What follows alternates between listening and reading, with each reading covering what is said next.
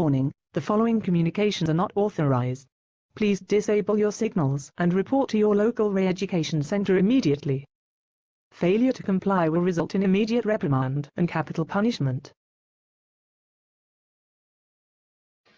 Hello. We gotta stop doing that, Eric. That's a loud intro. You're the one that does it every time. Don't put it on me.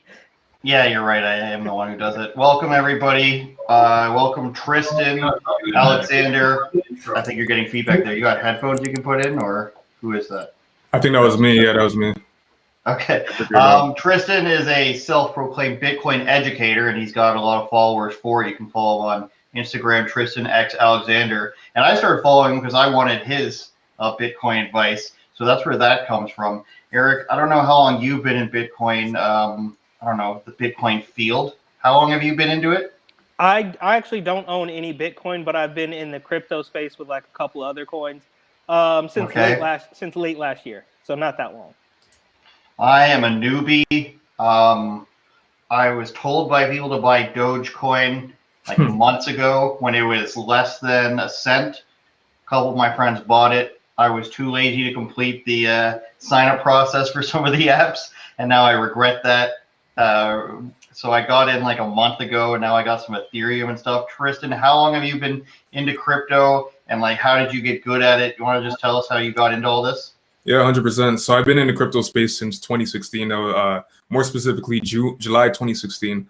It's funny. I was working a regular 9-to-5 job, making $17.46 an hour, and for me that was too little to live off of. And I had a newly married kid on the way, all of that jazz. And I said to myself, you know what? I'm like, there has to be a way out there in order for me to like supplement my income and make more money and fulfill my dream, so to speak, financial freedom. And I took a parental leave. And during that time period, I just did a lot of self-discovery, figured out, what millionaires make money and all that good stuff. And from there, University of YouTube, best place to learn anything you want to learn. I came across this gentleman speaking about cryptocurrency. Now, I didn't first come across Bitcoin. I first came across Steemit. It's cryptocurrency, kind of like social media cryptocurrency. And what he said is, he explained it like this. He said, imagine if Bitcoin and Facebook came together and had a baby. Now, Facebook I knew, but Bitcoin I didn't know. So I typed in, what is Bitcoin? One thing led to another, figured out blockchain technology. I mostly got in because of pure speculation, because at the time Bitcoin was valued at $900. And then I was looking at, the price and projections, and I'm like, you know what? Why not take a shot with this? So I had $2,500 left in my TFSA at the time, and just dumped it all into Bitcoin. And at the end of the bull market, this was 2016, at the end of the bull market of 2018, 2017, around that time period, cash out with $103,000. So I said to myself, you know what? This worked for me. I thought that was the end of it. I thought cryptocurrency had no life to it after that point, because we just went straight into a bear market. And if you don't know what a bear market is simply when an asset class is trending downwards for a long period of time in the down direction. So that's what a bear market is. And during that bear market time, I started looking at stocks, wheat stocks primarily, and I was trading a little bit of stocks on the side. And something told me, I got a hunch, a little inkling in it, and it said, go ahead and let's check out cryptocurrency and Bitcoin again. Give it another shot. When I understood the problem with our society, how money is flawed in so many ways, and how Bitcoin solves it, that was a point, like that was a light bulb for me. At that point, I said, I'm going headlong into cryptocurrency and Bitcoin.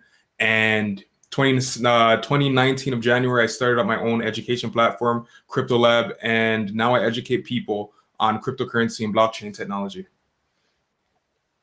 That is crazy that you made that much money. So, do you have a website for this, for your educational thing? I do. Yeah, 100%. What is it? So it's cryptolab.ca. So let me ask you this. Do you think, I know right now we're kind of coming off this like huge where, Bitcoin got all the way up, I think, to 60 or 65K or something. Do you think that bull run is over? Or, I mean, everybody, it dumped whatever 40 or 50%. People are kind of saying that the 20, I guess, that maybe we're going into a bear market. Do you believe that to be true? Or do you think we're going to see see higher prices. Like some people, you know, you could, like you said, you can go on YouTube and find all sorts of people saying all sorts of crazy things. You got Kathy Wood out there saying that Bitcoin's going to hit 500K, and then you got other people saying that it's going to dump all the way to 20K. So where do you stand on that? So to answer your question, Bitcoin, technically speaking, if you look at the charts, and I know most people don't trade or whatever, but on a technical standpoint, Bitcoin technically is in a bear market, right? Now, fundamentally, if we look at the fundamentals, like on-chain analysis, you know, how many people are still accumulating Bitcoin, how many large institutional players are holding Bitcoin, fundamentally, the bull market is far from over. Just the other day, we had Ray Dalio come out and say, you know what, he's dabbling into Bitcoin. And now we have Apple now putting out a job offering saying that we're looking for cryptocurrency experts or developers in the space so they could develop a payment system, right? So those, I mean, the bull market is far from over. But on a technical basis, yes, I mean, a 50% drawdown or 50% correction, that's very tough to stomach, because there's a lot of people who bought Bitcoin at 60K, 50K, and now they're down, they're under the water, right? But to those individuals, I'd say, you know, hold on, hang on for dear life. That's where we get the term HODL from, hang on to dear life. And, you know, you'll be back in a profit sooner than later. Yeah.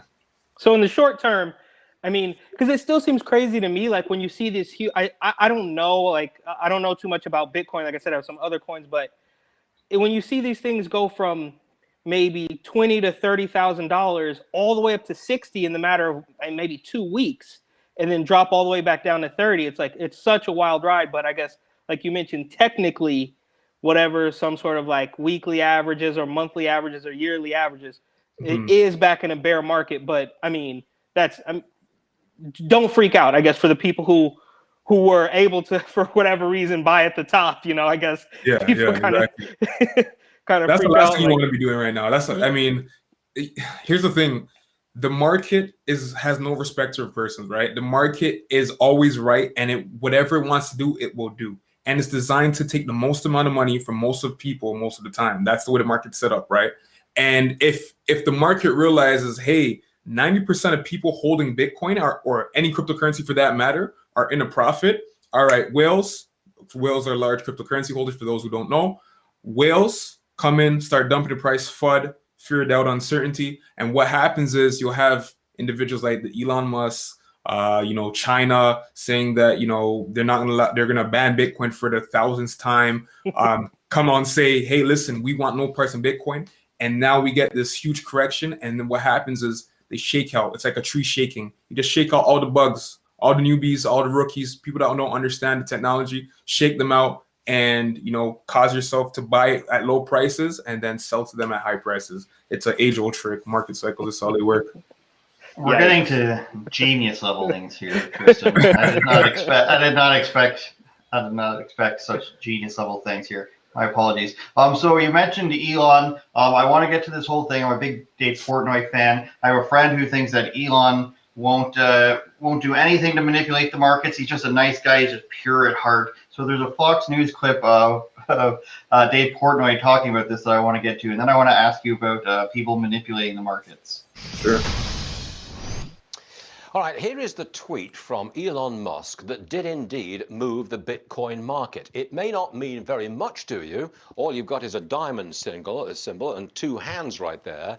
I'm told that that means that Tesla, which has $1.5 billion worth of Bitcoin, will not be selling that Bitcoin.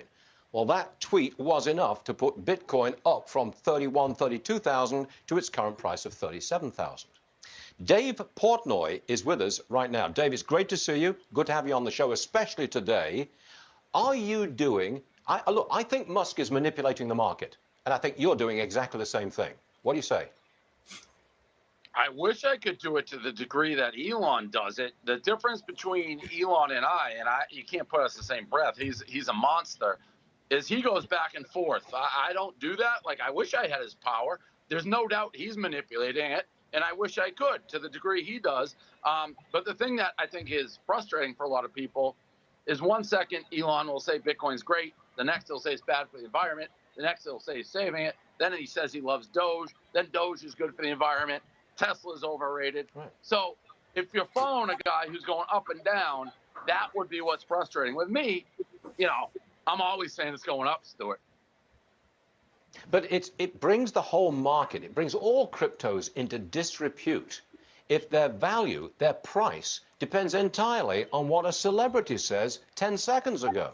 I mean, maybe there's a generational thing going on here. Older investors want to see some value, they want to see some profit. But younger investors, they seem to be just looking for the next headline from a celebrity. Yeah, listen, I think what you just said is right, but I think it's wildly disingenuous to say that if some bozo from Merrill Lynch doesn't go on to CNBC or Fox Business or whatever and say, hey, we like this stock, not always with the best info for their own purposes, that doesn't move a stock price, just like how if I say I like SafeMoon. This is just a different version, but let's not pretend it doesn't happen with normal stocks either. Tristan, I want you to jump in there because I think I heard some parallels to what you were saying, that there's going to be people jumping, and Eric asked about that, about people just holding on to it. Is there a big generational gap here, or is that just like a fantasy that like we have to have proper, like, you know what I'm trying to say? We have to have the same old traditional currency manipulation that, China will do, for example. They'll do that all the time with regular currency, with fiats. Is that going to be the same sort of thing, just with like individuals like Elon Musk? They're just finding a different way to manipulate the market. Do we have to do things the way that they've traditionally been done? So very good question. So I would say this. First things first, I mean, the year 2020, 2021, now we have social media, or let me say this, now we have TikTok. TikTok has changed the whole entire game for crypto investing altogether, right? And I'll say this, to the Elon Musk point, the cryptocurrency space doesn't need Elon Musk, right? So every new investor needs to know that cryptocurrency will be fine without Elon Musk, because statistically speaking, Bitcoin, since its inception, right, is up over 40,000%, right? Once upon a time, Bitcoin was trading at a penny. Now we're at talks of, $38,000, $60,000 Bitcoin, right? So that tells me that over that 12, 11-year lifespan, right, Bitcoin's doing fine without him, right? So just think of it from that standpoint, right? If you're doubting Bitcoin, if you're doubting cryptocurrency, throw it out of the water, throw Elon Musk out of the water, because the space does not need him, right? What the space does need is institutional capital, right? And institutions are now here. For example, you have Fidelity, you have Barclays, you have Wall Street, big banks, big individuals who are now in the space, and those guys are going to take it to the next level, right? So what's happening is, what we're seeing right now is this. We're seeing Bitcoin and cryptocurrency. I'll just say cryptocurrency. We're seeing the cryptocurrency market start to mature, right? And now it's gaining notoriety. And with that being said, now you have this immature 12-year-old market that it's extremely volatile. It's getting everyone emotionally worked up because of the gains and the losses, right? But what happens is, with these institutions now, they bring that legacy money, and they say, hey, listen, you know what? We're going to do what it is that we have to do to shake out weak hands. And not only that, we might just manipulate the market. But when institutions come to the game, regulation has to come, because they have to play by the rules, right? And then from that point, the space matures, and now we have astronomical moves in the price of Bitcoin. This is the same reason, to your point, Eric, Bitcoin went from $20,000 to $64,000 in a matter of months. Unheard of, right? Which other asset class is going to give you that return in such a short amount of time, right? So, yeah. So I do have a quick question. I gotta ask you, bro. Like, and not financial advice, obviously. Where do you put the price of Bitcoin at the end of this year? Just if you had to guess. Okay. So I have two answers to that, okay? My conservative bet for Bitcoin, I would say $300,000 conservatively, okay? End of year, and I'm talking about, say, December 2021, January 2022, okay? $300,000 US. Now, my aggressive price target is $1 million at the end of this year. Here's why I say that, right? No time before, what we're going through right now obviously isn't normal, right? There's this narrative that Bitcoin's adopted, and it's called the super cycle narrative, Whereas if we're in what you call a super cycle, this means that there's pretty much no top to Bitcoin in this current bull cycle. And I'll explain that. So if we look at it like this, right? We have Bitcoin being priced at $30,000, right? But not only that, we're in the midst of a pandemic, right? So they say we're in the midst of a pandemic, okay? Then we have mass money printing, quantitative easing, right? New capital, fresh capital coming to the market, okay? So now think of it like this. Three major catalysts: the pandemic itself, quantitative easing, and then after that, now, as funny as it may sound, we have TikTok. Information now spreads that much quicker because now regular everyday individuals like you and I can now spread information in a matter of seconds, just like that. And if I have influence and if I have a solid following that says, hey, I'm going to say buy this coin, i.e. Doge, and my following listens to me, we could pump that price, right? And I believe that's what's going to happen. That's what's going to happen with cryptocurrency, where Bitcoin has gotten the attention of many people around the world. Now, if you mention the name of Bitcoin, people were like, oh yeah, I heard about that. I heard it corrected, or I heard this, but they know about it. 4 or 5 years ago, people were looking like, Bitcoin, what is that? Internet money? Why would I use drug dealer? Like, you know, that whole narrative came with it. Now that narrative is getting pushed to the background, and here we are talking about a $300,000 Bitcoin or possibly $1 million Bitcoin. But the largest catalyst is institutional interests, right? Then we have the pandemic, quantitative easing, then social media in itself, right? I believe that, you know, we could, on aggressive side, we could see $1 million Bitcoin by the end of this year. Wow. I'm really wishing I would have bought at 28. I think it bottomed out at 28 a week or two ago, which is 29, 30, around that price point, I know. Wow. But let me try to jump in here so I don't feel completely useless. You mentioned corporate money coming in, and that's sort of something that I was looking at when I first started buying some coins, I think about a month ago at this point, maybe like 6 weeks. And I was looking at different types of things to emotionally purchase crypto on, as they say not to do. And I was very surprised that nobody had done much about, like, there was no big video game companies involved. Now, I know there's some small companies that are using micro amounts of Bitcoin. I forget what they call it. Do you know the name? You know what I'm talking about, Tristan? Small amounts of Bitcoin to set, transact. But basically, people are using it as a prize in at the end of a video game. Oh, the little is it a Satoshi? I think so. Yeah, I think that's the right word. But it doesn't really matter. There's games that they're giving away minuscule amounts of crypto as a prize at the end. Like, one of them was a copy of Mario Kart, and at the end, if you do good, they give you a QR code to scan. So I guess in exchange for like playing their game and seeing ads, you're getting micro amount of crypto coins. But it turns out now that GameStop is building their own NFT over Ethereum, and I'm sure there's gonna be a lot of stuff in here that I'm reading that I don't even understand. So that's why we got Tristan here. They've seemingly quietly confirmed it's building a new non-fungible token NFT platform based on Ethereum, which is, I think, the second biggest one, if I'm not mistaken, to Bitcoin. So they're building their own. The retailer has seemingly launched a new web portal for the NFT platform, invited engineers, designers, gamers, marketers, and community leaders to join the team in this building.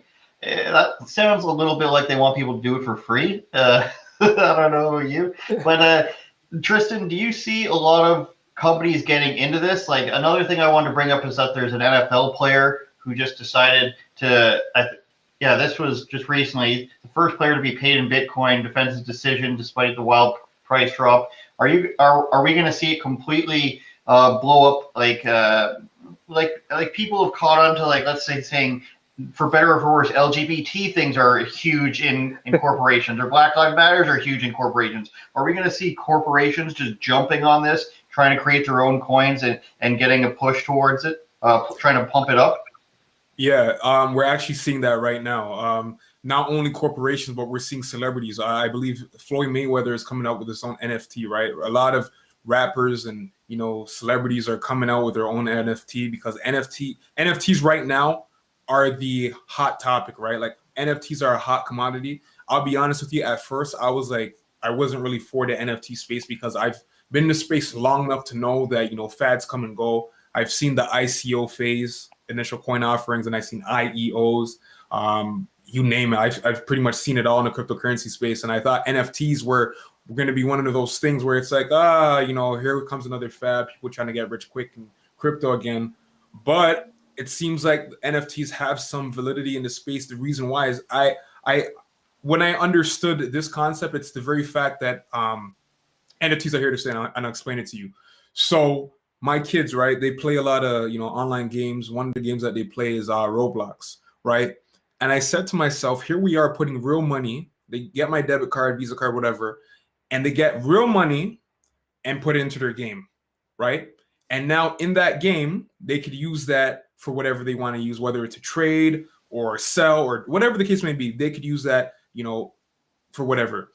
Now, here's the thing with that's the I guess you could say the old-fashioned way of doing things. Now, what NFTs say is this: you can now go ahead, purchase that same collectible in that game, but not only is that collectible going to be used in the game, it's now worth something, excuse me, right? So now it's going to be used as a tool of investment. You understand? So now if I go ahead and buy, like this mystical creature in a video game, what happens is that mystical creature could gain equity. It sounds bizarre, but this is what people are trending towards. And, with the gaming community as a whole, this is what they want. This is what they've been preying on for the longest time, right? And I say for that same reason, this is why I'm really bullish. I understand that NFTs are actually here to stay now. So, yeah. Something I see being really interesting in regards to NFTs is bringing back a new value to like trading cards and stuff. I know like NBA and some soccer league. I don't know if any of the actual soccer leagues have them, but there are soccer NFTs. And the NBA one is like a LeBron James MP4 of him dunking for like $13 million, I think is the value of it. Yeah, and it's called the NBA Top Shot. That's what we're talking about, right? Yeah. And I think it's interesting because like in the 90s, every kid had all these like trading cards, and like the Reggie Jackson one was supposedly worth like $1 million. And then once people started to list what they had online, all of a sudden the value plummeted because the mystique about it was completely gone, and people realized there's way more cards out here than they say, and they were just artificially giving a value to it to, I don't know, get people to buy more trading cards. So now I see that, and the most expensive soccer one is a Cristiano Ronaldo NFT. That's kind of interesting now that like it actually has value to these things. So yeah. I think it creates like a whole new. Not only does it create whole new revenue streams for people like yourself, it makes it way more interesting and way more valuable. And if people and if my girlfriend sees this episode and hears you talking that there might be Pokemon that are worth something on Pokemon Go, then we might be fucking rich very soon, you guys. No, 100%. I believe you. And just to kind of go off of that same point, going back to the LeBron James thing, I didn't understand how, or for example, a moment is what they call on NBA Top Shot. I didn't understand how the same highlight I see on NBA Top Shot is worth 13 million X amount of dollars when I could watch that same highlight on YouTube for free, right? And the thing about it with NBA Top Shot is that you don't even have rights to that, right?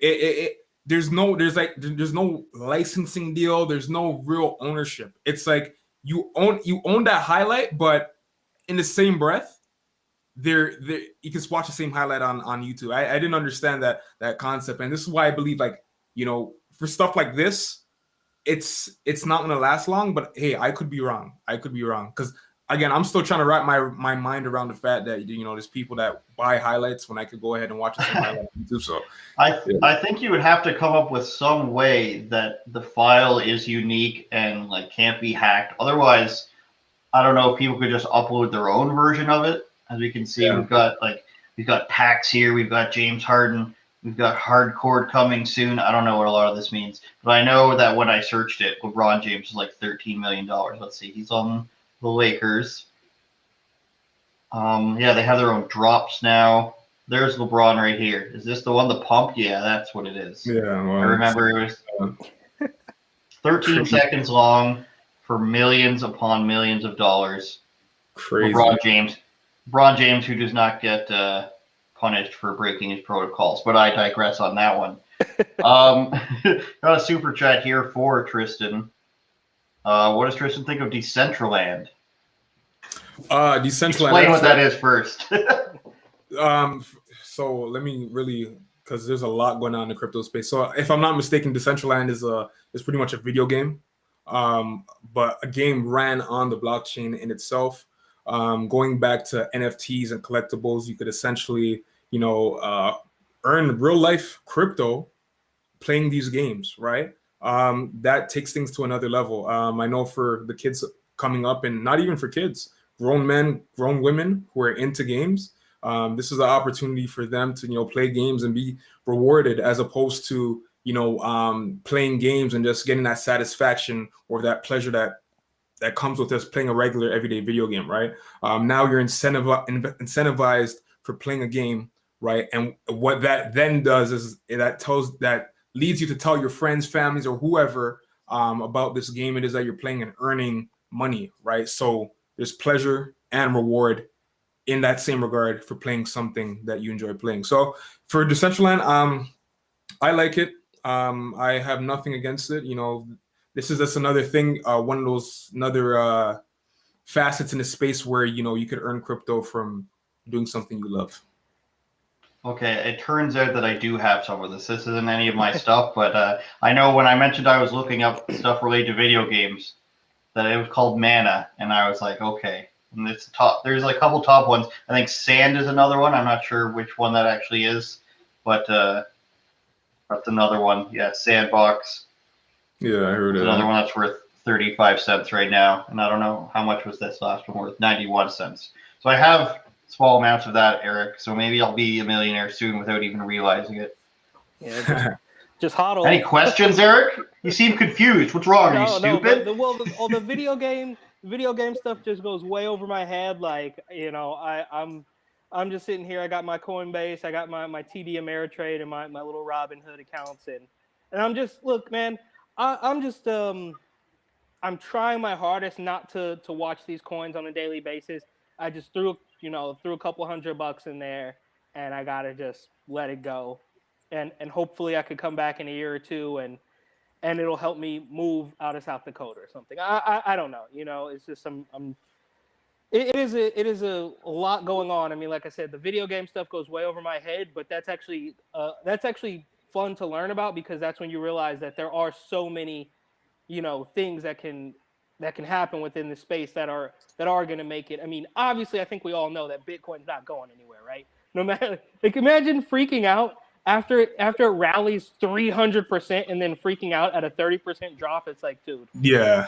So it's obviously here to stay, and I'm just hoping that some of the altcoins can sort of coattail it up as well. Yeah, no, I agree. Eric, I have the same stance on gaming, blockchain gaming, as you. Like, I don't think much of it, only because I don't game or anything like that. I try to look at fundamentals, what projects are going to do the next 10x, 50x, 100x, even 1000x, right? That's what I'm here for. I'm here to make the gains and help people along the way, educate people, because honestly, it's like it's funny because I always say this to myself. I'm like, yeah, I could have kept all this information to myself and out that had all this money and not said anything. But for me, it's like there's more value, there's more purpose in sharing this information, this knowledge, and sharing what I know, and watch people be able to profit that way. I mean, there's one guy that's in my group. He said that he was able. So I think he just got started with me back in August of 2020.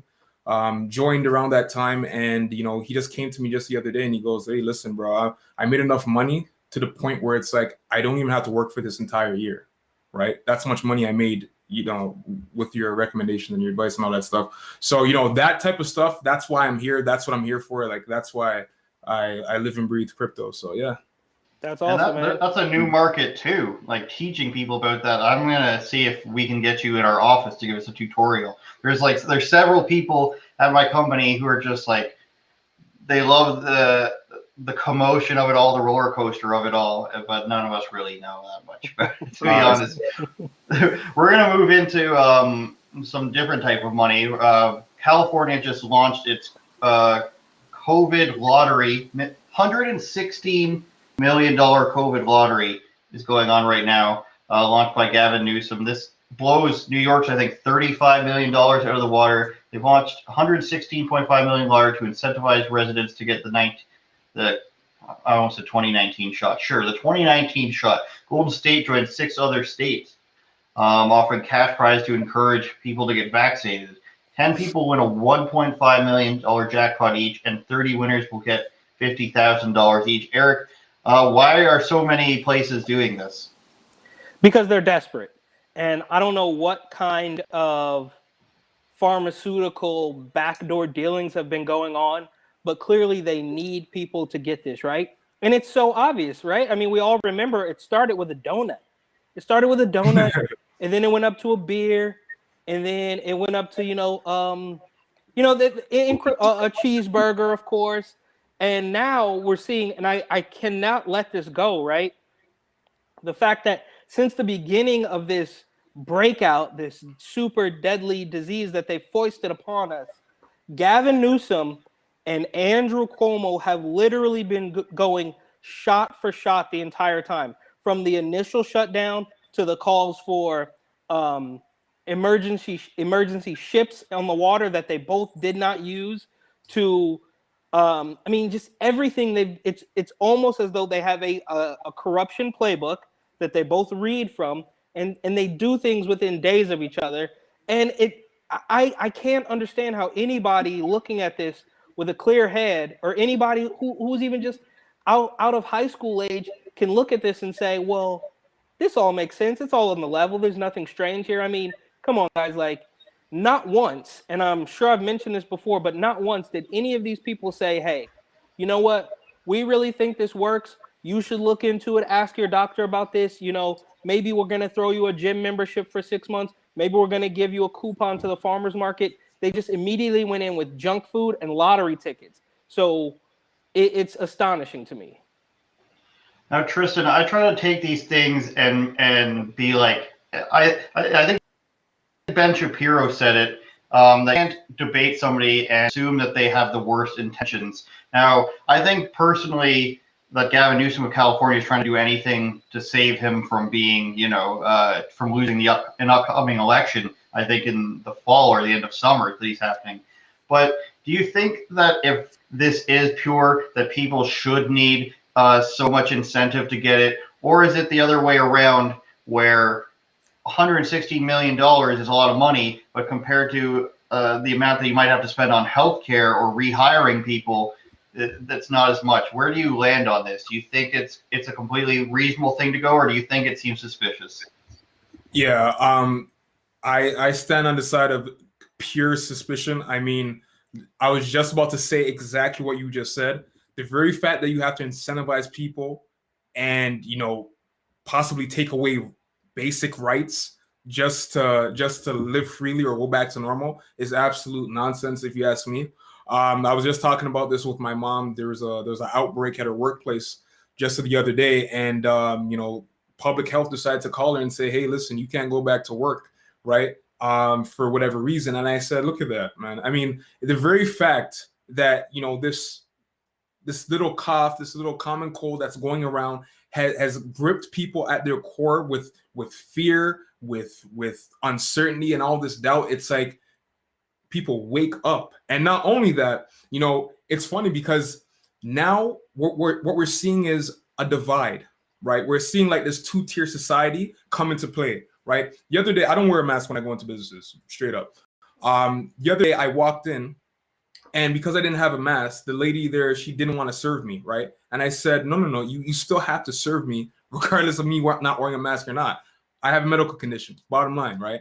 And after that, she served me, and what I had to do is ordered my food, left the restaurant, waited outside for a little bit, went back in. Now, when it came to the payment point, I had to, what they made me do is they gave me the debit machine, tapped, whatever.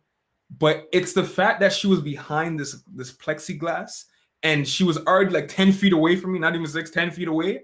And on top of that, when I gave the machine back to her, she sanitized it. She put it aside. She got a new machine. I'm like, oh, because I'm not wearing a mask? But what about the person that is sick and that's wearing a mask that comes in here? Do you know what I'm saying? Like, is there any, like, do you treat them the same or do you treat them differently, right? And I just noticed that people now don't operate normally. People walk past you on the streets, they'll separate. Why? You know what I'm saying? And that's what fear does. That's what control does. It divides people. And, you know, here we are. We can't even function as normal human beings anymore. Tristan dropping bombs. Unexpected from the crypto expert. Eric, you're a big fan of the magical plexiglass. There is actually a Tristan, I think are you in Toronto or somewhere around Toronto? Because I know that happens to people. Go ahead. Yeah. I know that happens all the time. I work in Toronto, and it's completely true that people are going to avoid you if if you're not wearing a mask. Outside, they're walking around you. People are riding their bikes with masks on and what have you. There's actually a guy who is an Air Force medic in Alberta who now runs a restaurant, or at least works at the restaurant, and they said the plexiglass, they had to go up, put a sign on it. This magic plexiglass will keep you safe. Don't worry. And I completely agree with you. I find a lot more hypocrisy if that person actually cleaned the debit machine after. That's one step up from what I see when I go to the drive-through, and the person can take the food and they can put it in the container, and they'll even exchange money with me if I'm paying cash, and then they'll pass it to me. Everything else they touch can be contaminated, allegedly. But as long as we're not touching or we're not coming in, like our hands are centimeters, or Eric, sorry, inches away from each other, and it's like, are we not in danger if we're being consistent here? So it's just crazy, and I agree with what you're saying, and I applaud you for sticking to your guns, and because a lot of places, especially Canadian Tire, does not honor mask exemptions. So here's New York now. They've got the lottery. They've got free donuts. They've got free beer. They've got free French fries. Now they're giving free tuition. We will raffle off on a weekly basis full tuition, room, and board scholarships to any public college or university for 4 years. It will be just among 12 to 17-year-olds who come in and get their shot. Okay? Oh, my God. Tomorrow through July 7th, any 12 to 17-year-old who gets their first Pfizer dose, Pfizer's 2 doses, we will award 10 4-year scholarships by a random drawing of those people who got the vaccine every Wednesday. Okay, wow. Tristan, me and Eric are a little bit of a political bubble, that being like our job. Is this as I think it sounds? In Toronto, they were giving children ice cream. I believe it falls under the same law as emergency care, where, like, let's say you get stabbed and your parents not around, they're allowed to give you emergency care without anyone's permission. Some way or another, they're making it under the same jurisdiction as that, so that children don't actually need permission from their parents. But we're enticing 12 to 17-year-olds with free tuition. Tristan, am I crazy? Yeah, honestly, it's absolute madness. Look how far we've gone as a society, right? See, here's my thing. Here's my point. Here's my stance on this. People need to wake up, right? No time before, if you do understand history, you know, we had the Black Plague. I believe it was around the time of World War II, or World War I rather, and that virus, or the Spanish flu, that's what it was, Spanish flu. That virus, if you were to get that, the mortality rate was above 80%. You would die. Bottom line, right? What happened? There was no vaccine carried out back then. They let it run its course, right? Over time, when the plague was done away with, people went back to normal. 80% mortality rate. Now here we are, 2021, 2020, whatever you want to call it. And this same virus has a mortality rate of what? Less than 1%, 2%, right? and everyone's running around saying, "Oh my gosh, this virus, is so deadly. You have to, stand 6 feet apart and all that jazz." I mean, for me, the very fact that you're incentivizing kids and getting them at these young, tender ages where they really can't think for themselves, right? That's a no-no. That's like fighting dirty. You're fighting below the belt at that point, and I don't believe that should be done at all. Eric, this is what people tell me when I've asked them, when I've posed that to them. Well, even if it's less than 1%, 1% of people is a hell of a lot of people. If you've got 100 million people, that's a million people. Why should we take that risk? And if I pose to them, what about the risks of other things? Well, they say, well, you're not just taking your own risk, you're risking the lives of others by potentially spreading things. What's your answer to that? And either of you can chime in on that. Well, I think, first of all, let me just say about this particular form of bribery, we saw the cheeseburgers and all that other stuff. This is going to kill two birds with one stone, right? Because now you can trick people into getting the jab. They may or may not win the scholarship. And if they do, you can now indoctrinate them with these weirdo cult-like professors and stuff. So that works on two fronts for them. And of course, they're going to wrap it up as though it's the best thing, like we're just going to save your little life, right? But as far as like the percentage and stuff like that, I mean, don't quote me, right? But I'm under the impression that you may have, more of a chance of dying in a car accident driving to and from work every single day of your life than you do of getting not only infected, but actually hospitalized and die from this particular virus, especially at a young age of whatever, 30 years old, how, you know what I mean? I think we're all young enough to realize that this is not coming for us. Now, my grandma is 90 years old and she's deathly afraid of this thing, but she's also fine. Like she lives in Michigan where they've just been pumping them full of fear. I mean, it's nonstop. Like bless her heart, they watch CNN and stuff. So it never ends with them. But I genuinely believe that this is, this might sound crazy, a little tinfoil hat, that this is a virus of the mind, bro. It was scary at the beginning. We didn't have all the answers.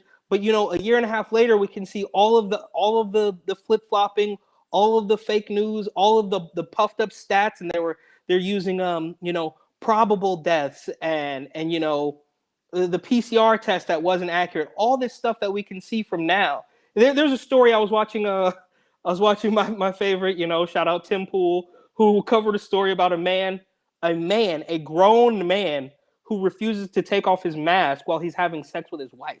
That's how far we've come. That is when you have even one story about that's reasonable. It's pretty safe. Not, that it's not about health and safety. That at that point it has affected your brain, unfortunately. And with this scholarship, they can get to your brain even easier, right? I mean, a 12-year-old, come on, that, like you said, that's dirty. That's below the belt for sure. Well, Ohio is apparently, sorry, Tristan, I'll let you chime in a second. Ohio is apparently way ahead on this. They've announced their first winner of $1 million, and the first winner of the full-ride scholarship is also announced. So they've already been doing it. Vax-A-Million lottery is an initiative aiming at incentivizing residents to vaccinate against coronavirus. A woman from Southwest Ohio, $1 million prize. 4 more $1 million winners and 4 more college scholarship winners will be announced every Wednesday for the next 4 weeks. So they're pumping the money out. Tristan, what were you going to say? No, I was just going to say, just this morning, I tweeted it out. I said, good morning to as a joke. I just said, I'm like, good morning to everyone except for those who wear a mask while they're driving in their car, right? And it's like, that's control. That's the fear that has people not thinking, right? And what's so crazy about this all is that cryptocurrencies solve this problem, not as a whole, but it solves a portion of the problem. And here's what I mean by that, right? You have governments wanting to implement, vax passports and all that good stuff. Well, I wouldn't say good stuff, but all that jazz. And here's my point, right? The very fact that the government now wants to monitor you, they can now, who knows, sell your data, give your data to big corporations or whatever the case may be. You as an individual lose all privacy, right? Your underwear is out there for everyone to see, right?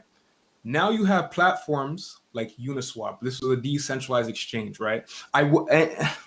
It's so crazy because I would not be surprised if the government goes ahead and says something like this. Hey, listen, for all those using cryptocurrency and who've used the centralized exchanges, if you don't pay back your taxes, we're gonna come after you. We're gonna shut your exchange down. They're gonna freeze your accounts and all that jazz. Well, the bottom line is this: you have decentralized platforms that you cannot go after, right? For example, Coinbase. If you're a tax evader and you're on Coinbase and they say, hey, listen, you owe us X amount of dollars in taxes, they could shut down your Coinbase and freeze your account. Whereas if you're using Uniswap, 1inch, SushiSwap, any one of these decentralized platforms, who are you going to go after? You can't go after the programming. You can't go after code. You just can't do it, right? Because it's decentralized, right? And this is why I believe cryptocurrency is giving the power back to the people, in the sense where it's like now people are getting back their freedom, right? Because we've been under this oppression for many eons now, many moons. So I mean, at this point now, it's time to buckle up and hit the ground running, and do what it is that we need to do to keep our freedom. All right, I'm gonna pay some bills for us right now and give you guys a break, and then we'll talk about some the magic of defunding police. Tristan Alexander is on Instagram here at tristan.x.alexander. You can follow him there and spam him with give me crypto advice like I do to him. And then also Crypto Lab, which is cryptolab.ca, where you can hire him. And I'm going to try to get somebody to get him to speak to my colleagues and I. So maybe I should go through there. Of course, Eric's book I'm sure is going to bring up on screen, is available on Amazon and Barnes and Noble for $49. I saw somebody in the chat, I think, saying that they had bought one. I know somebody bought one last week, so keep buying it because I love guy with garbage bag over his head. Is he dead? Is he alive? Nobody knows, especially this one. Is it a corpse? Is it regular garbage? You won't know until you buy the book. And last but not least, my episode of Andrew Says Tonight on rebelnews.com is Matt Brevner. He's a rapper. He's a producer and editor and somewhat a reporter now for Rebel News. You got to pay $8 a month or $80 a year for two free months to get that video. We talked about his beef with other rappers named Mad Child. You might know who that is. And he got canceled for standing near a street preacher while the preacher was talking about the Bible, all sorts of crazy stuff. It's a really good interview. I think it's about 40 minutes long. We get into a lot of good stuff. And now we can bring back everybody because we want to talk about Mayor de Blasio. There's the book, Eric. Go ahead. Got to do it. Thank you. After they've defunded the police in New York City by $1 billion, Mayor de Blasio is now saying we're going to direct more police to Jewish communities in Brooklyn because they've had a lot of anti-Semitic attacks. Of course, Palestine and Israel have been battling in the streets. But apparently anti-Semitic attacks are up in Brooklyn recently, and they're saying they're more fearful. So de Blasio apparently is refunding the police. Eric, how do you feel about that? Was it inevitable? Well, let's not forget that at the height of the virus fear, de Blasio was doing the exact opposite. He was basically, because look, let's be honest, I don't know if you guys ever spent any time in Brooklyn, but the Hasidic Jewish community in Brooklyn is not playing games with de Blasio, bro. They're gonna stick to their guns. Like it's probably 90 degrees with humidity in New York right now, and they're in the full garb. They're not playing these stupid games with these stupid corrupt politicians. And de Blasio and Cuomo both, at the height of the fear, came down on them hard. Oh, there were news stories. Oh my God, there was a Jewish wedding and 50 people were there. Like for anybody who does not remember, these politicians were a huge part in villainizing this particular community. Yeah, we have a little catalyst with the missiles, the bombs, or whatever's happening in the Gaza Strip and all that. I'm not saying that doesn't play a part at all, but these guys, de Blasio specifically, was targeting this community a year ago. So now for him to pretend that he's gonna save this community is, I mean, these people, de Blasio is just the worst type of person. I don't even know what word to put to this. And he is only doing as well as he is because Cuomo is worse than him, right? So Cuomo you have scandal after scandal, from the nursing homes to prioritizing his family to discussing his scandals of harassing women with his brother, who of course is a mainstream news personality. I mean, Cuomo can do all that stuff and still basically get away with it, and de Blasio can just ruin the city and just be like, well, at least I'm not as bad as that guy. So to watch him pretend that he's going to save the Jewish community right now, it is empty. It's empty as far as I'm concerned. And that's just me coming from, having lived in the city and worked in Brooklyn. I used to walk through Williamsburg on the way to my job. Like I see these communities, I see what they're going through. I see how de Blasio has treated them, and now he wants to save them. It's disgusting. Tristan, in Canada right now, a lot of people are upset by police because they're enforcing a lot of the COVID regulations that a lot of people, myself included, don't agree with. Do you see any merit in, if it's taking money away from police, does that threaten their job, where they think that maybe they need to perform better or listen to the people who they're policing more so? Or do you think it's just foolish to take it out of high crime neighborhoods? I know those are two different things in two different jurisdictions, and I believe that 80% of Black people in America want more police instead of less. But do you think it would be an effective way to maybe get better policing by way of maybe threatening the possibility of a lifelong pension or just lower hirings in general? Yeah, so defunding the police has nothing to do. I don't think that solves any problems. If anything, that makes them even more upset. I would now, speaking from a Canadian point of view, it's not that bad. It's not as bad as people think it is in terms of like police brutality or what we're seeing with everything that's transpiring in the States right now. I believe we have it pretty good. I've been living in Canada in the city for the past 26 years, and no, not once have I been harassed. One time have I been harassed by the police. But did it end in violence? Nope. Was I brutalized? Nope. Nothing like that, right? It really comes down to the individual. And a lot of people will throw stones at me and say, oh, listen, you know what? You don't know what you're talking about when you're from certain areas. I understand that, when you're from certain areas, there's a label with that. But in the same breath, speaking from a Canadian point of view, a lot of it has to do with the way you respond. Because if you're disrespecting the officer, expect to be disrespected back. If even in some cases, hurt, right? Because it often escalates to that point, right? So defunding the police has nothing to do with it. Absolute nonsense, if you ask me. And Eric, you lived in San Francisco, in New York. San Francisco might be dangerous due to like poo piles and needles, but New York, dangerous place.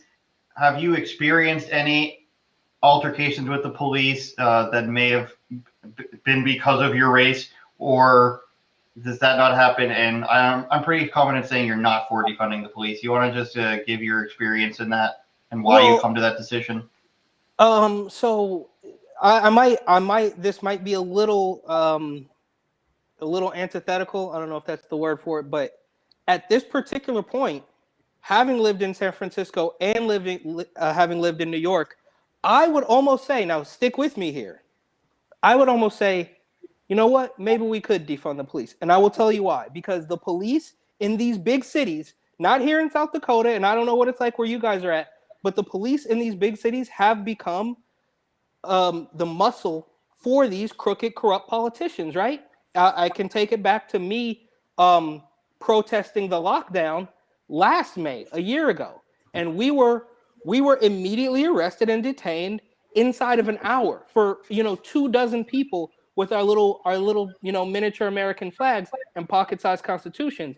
But you fast forward 6 weeks and you have, at that very same park, of course, people camped out for almost a month. So the point I'm trying to make is the people who are for defunding the police, they haven't even realized that the police are on their side, because the media has hyper sensationalized all these things about, Breonna and Floyd and all that stuff. And look, I understand that stuff. I can, we've dealt with this for more than a decade, and I mean multiple decades, right? You can take it all the way back to Rodney King if you really wanted to. And those are media sensationalized events. Is it wrong? Is it bad? Or is every, police beating and every death, hard to stomach? Absolutely.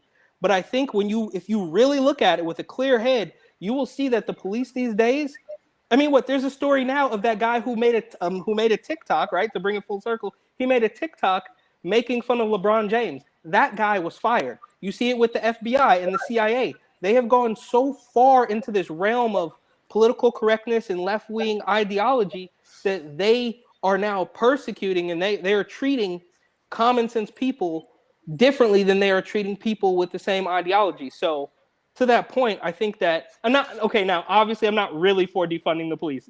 I'm just saying that the people who are for defunding the police haven't even had the clarity of mind to realize that they actually are working for them, right? Like if they weren't, then you wouldn't have guys making a joke about LeBron James getting fired. Then you wouldn't have people like me protesting the lockdown getting arrested while the left-wing agitators can quite literally destroy the entire city block with spray paint and drug use and all sorts of things, and not face any consequences for it. In fact, not only did they not face any consequences for spray painting the whole block, they actually got de Blasio to defund the police by $1 billion, which he's now reversing on. So it's a tangled web we've weaved, and it's a complete mess. And I'm just happy to be out in New York at this point.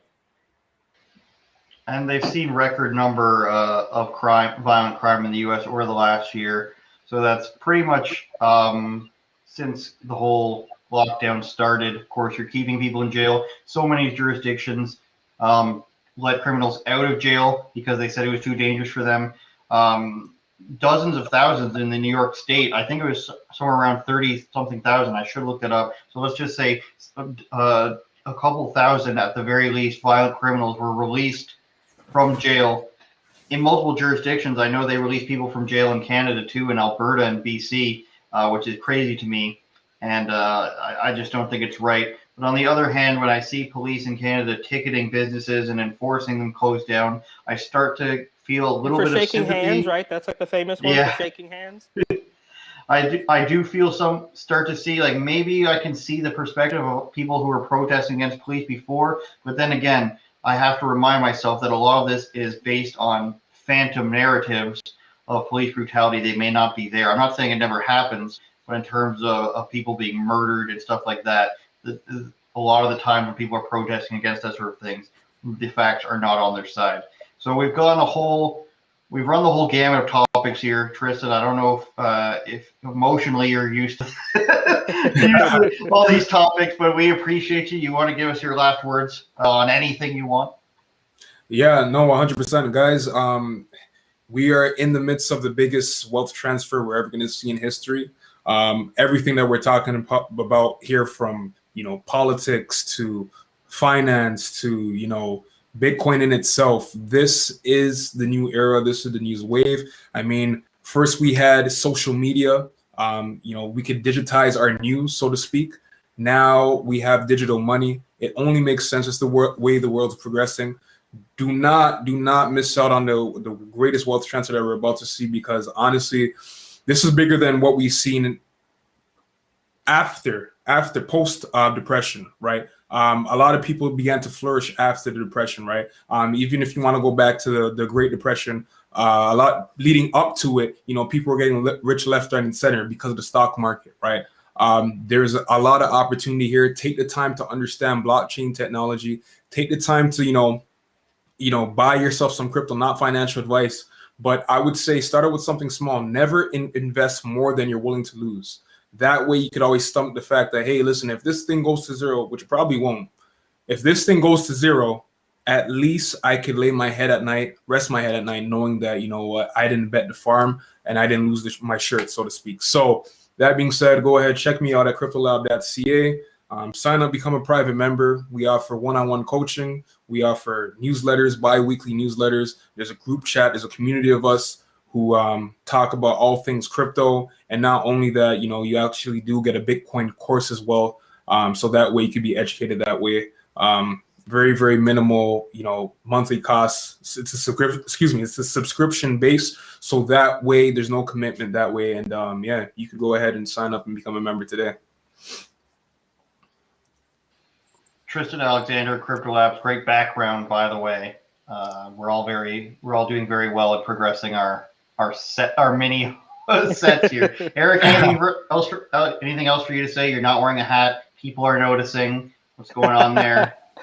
Yeah, no, I mean, as always, man, definitely check out the book. That's all I can really say. I do want to encourage people to, I'm having a little bit of a tough time with my Instagram right now. I can see myself, losing followers by the minute. I don't know if I posted one too many things with a fact check or a vax check or this, that, and the other, that they might be sort of suppressing my Instagram, but go ahead and check me out there. And I'm trying to get a little bit more active on Telegram as well. The link to my Telegram, of course, can be found in the bio of my Instagram. And yeah, leave a review too. If you're going to buy the book on Amazon, please leave me a good review. That's pretty much it. Thanks, guys. All right. Thanks a lot, everybody. Thanks for the thousands. I like saying like how The Rock used to say, and millions, but it's actually just thousands of people who watch every week. Thanks a lot, you guys. Thanks for the super chat from the guy named Survival. Thanks everybody for watching. End stream now? Question mark? Yeah, end stream now.